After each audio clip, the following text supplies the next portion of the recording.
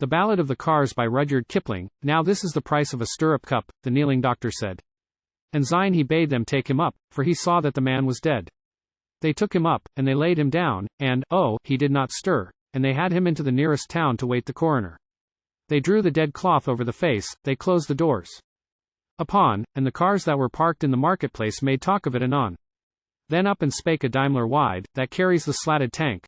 'Tis we must purge the countryside and no man will us thank. For while they pray at Holy Kirk the souls should turn from sin, we cock our bonnets to the work, and gather the drunken in. And if we spare them for the nonce, or their comrades jack them free, they learn more under our dumb irons than they learned at time mother's knee.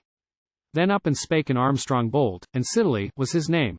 I saw a man lie stark and cold by Grantham as I came. There was a blind turn by a brook, a guard rail and a fail.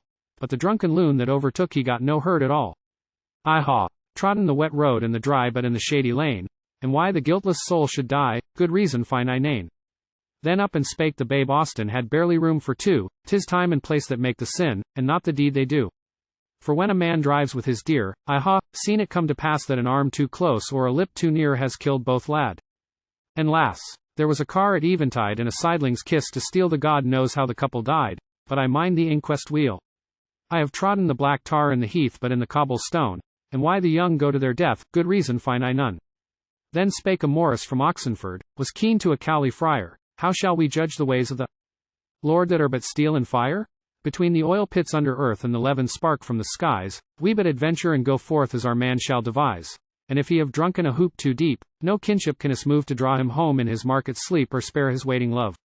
There is never a lane in all England where a mellow man can go, but he must look on either hand and back and front also. But he must busk him every tide, at prick of horn, to leap either to hide in ditch beside or in the banks steep.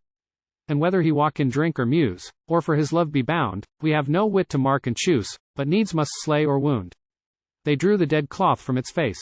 The crowner looked thereon, and the cars that were parked in the marketplace went all their ways anon.